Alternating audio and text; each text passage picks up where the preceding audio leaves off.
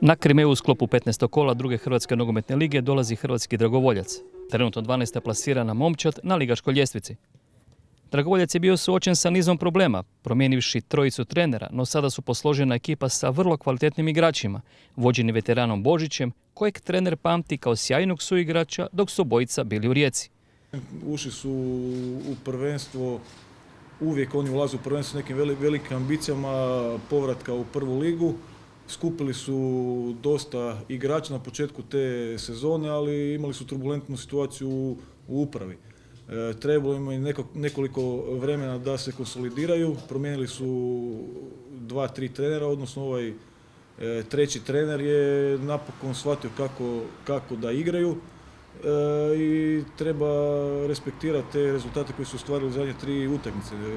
Odnosno pobijedili su Hajduka, Osijeka i remizirali protiv Rudeša u gostima.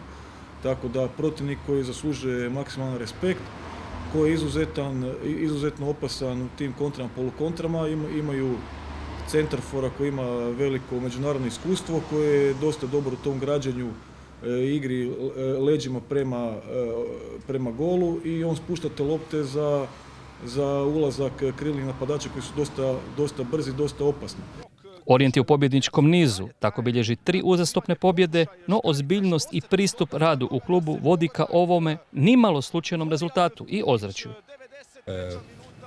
Mnogi se sada pitaju kako je to moguće, to je prije svega kombinacija onoga što smo od početka govorili, da Orijent ima i vrlo jasan put i jasan cilj. I do njega ćemo doći isključivo na ovaj način. Riječke snage, domaće snage sa financijski održivim proračunom. Uz dobar rad, prije svega moram uvijek pohvaliti trenera Fausta Budućina, mladog trenera koji da nije dobio ovdje priliku, nažalost u regiji ima vrlo malo prilika, bi vjerojatno još neko vrijeme ostao pionirima, sad je pokazao visoke kapacitete i odličan rad sa vrlo mladom i poletnom momčadi, gdje imamo, evo i vrlo jasno još nešto, mi smo kad smo bili u 3. ligi radili, doveli recimo 3 igrača u zimu, to su Fatić, Travalja i Tadejević, mišlju da oni odmah da planiramo za drugu.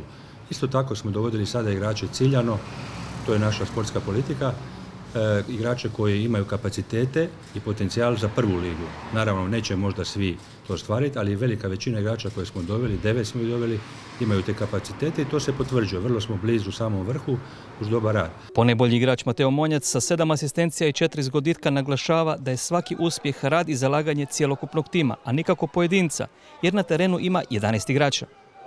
O dobroj atmosferi na terenu i u svlačionici govori Mateo. Da, u svlačionici sigurno, to je uvijek tako kad se pobjeđuje, kad su dobri rezultati i dobra atmosfera.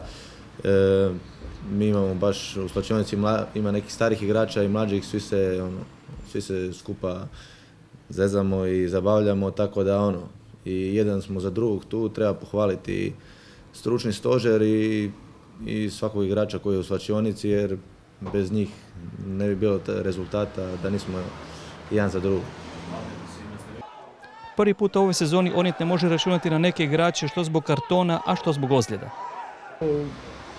Utakmica gdje prvi put u ovoj sezoni ćemo imati malo većih problema sa izostancima igrača. Imamo 3 kartoniranih, imamo 2-3 igrača koji se malo žale na neke ozljede što vuku još od utakmice protiv Cibale, tako da... I Travalja. Da, plus ova standardna ozlijeđena Travalja i Antić koji nisu još u kadru, tako da bit će veliki izazov odabrati najbolju ekipu za utakmicu protiv Dragovoljca. Nakon ovog kola slijedi dvotjedna stanka gdje će orijentaši imati vremena dodatno skupiti snage i nastaviti sa pobjedničkim nizom. Susret sa Dragovoljcem je na rasporedu subotu s početkom u 15 sati. Dođite i podržite naše dečke. Vidimo se na Krimeji.